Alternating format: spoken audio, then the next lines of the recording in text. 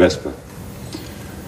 I do hope you gave your parents help with that. This audition landed Daniel Craig the role of a lifetime in 2006's Casino Royale. However, multiple future megastars auditioned for the role. The process of finding a new James Bond is notoriously difficult and strenuous, with only a select few actors even being offered the opportunity. However, right now, maybe more so than ever before, the field of who's going to be James Bond feels staggeringly wide open. So the question is, what should the new owners of Bond be looking for in the next 007?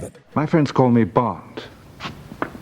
James Bond. Bond is nothing short of an enduring cinematic icon. The role was obviously created by Scottish weightlifter and model Sean Connery. However, he's been remade for each subsequent generation. The character seems like he'd be a relic of the Cold War, as the films continually remind us, but audiences keep returning to the Cineplex to see what world-ending threat Bond will attempt to stop next. Your dream, whatever sort of nightmare it is, hasn't a chance, Drax. You think not? While failure is an orphan, success has many fathers, and as such, many men have claimed ownership of the role of Bond. While the character is adapted from Ian Fleming's long-running series of novels, it was Dr. No director Terrence Young that gave Bond much of his screen persona. The finely tailored suits, stiff upper lip, and dry wit were directly from Young's personal habits. In fact, after Connery was cast, urban legend tells it that Young took Connery to his personal tailor and had multiple suits made for him. He instructed Connery to never take them off. He wanted to instill in him the physicality of a brute in a suit. Therein lies the secret to Bond's screen persona. In the books, he's much more of a down and dirty thug, a brooding killer. He's a simple and direct tool. In the movies, he has that same core, but wrapped in the gentility of Young's personal obsessions. What drinks were fashionable, what suits were trendy, what customs were gentlemanly. Red wine with fish. Well, that should have told me something. I know the right wines. The other one on your knees.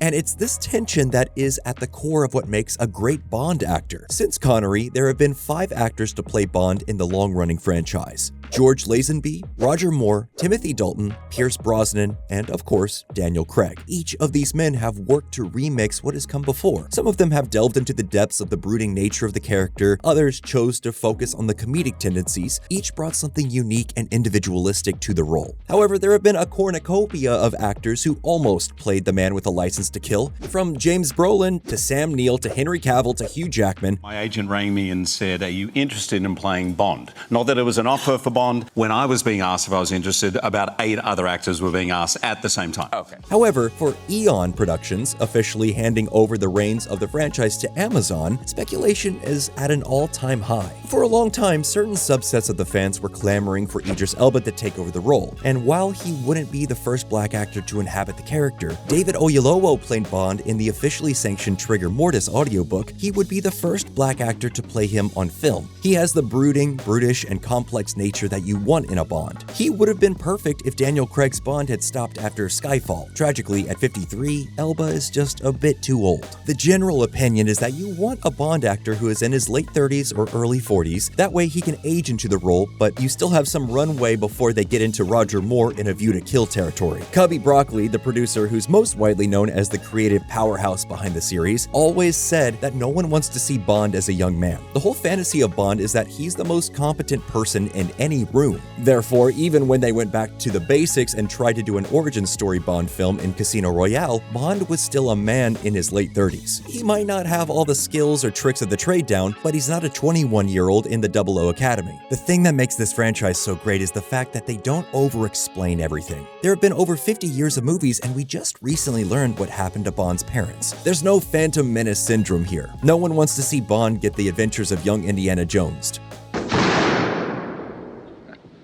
You missed, Mr. Bond. Did I?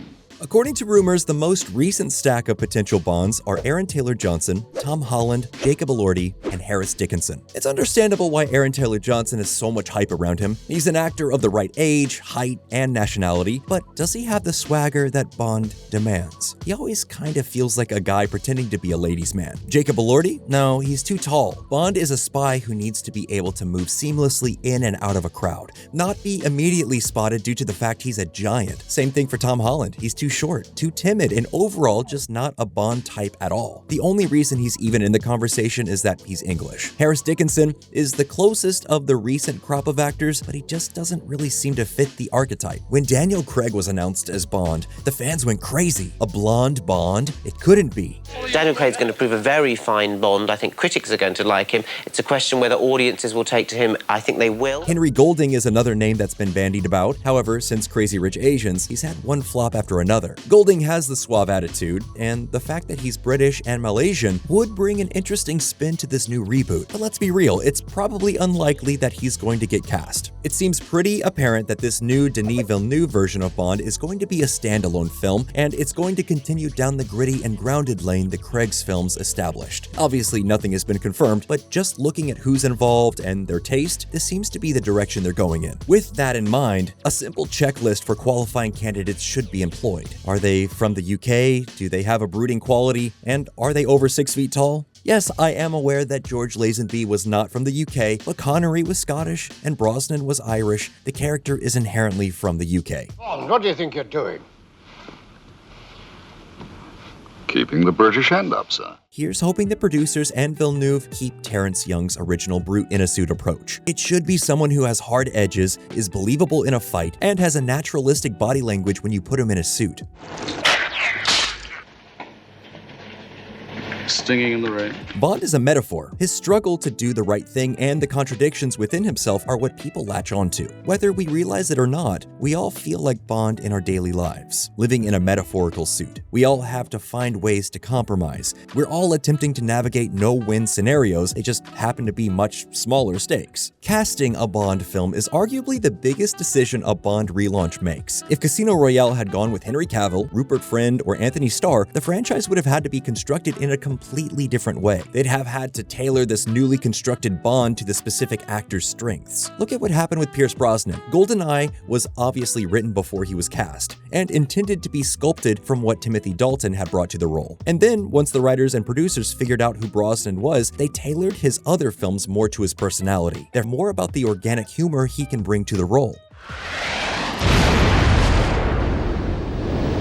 Backseat driver. If this choice was just up to Denis Villeneuve, we'd be in safe hands. The man is a genius and makes films in a holistic and genuine way. He knows what he's doing and is a lifelong Bond fan. The unfortunate circumstances at hand are that Bond, the crown jewel of film history, has been bought by the largest international corporation in the history of the planet, and they're only interested in one thing: maximizing profit. It won't be surprising if we get a massive movie star who's completely wrong for the role because Amazon thinks their face in a thumbnail will drive clicks on Prime. It's depressing that this is the world we live in now, but we can hold out hope that Villeneuve and the other filmmakers will rise to the magnitude of the task at hand. Even if they do get this casting wrong, now that Amazon owns the rights to Bond, we're going to get a new film every few years, whether we want it or not. Yes! I am invincible! And well, that's all we have for this episode of Nerdstalgic. What do you think? Is there an actor you're rooting for? Let us know in the comments below, and as always, please like and subscribe for more videos just like this.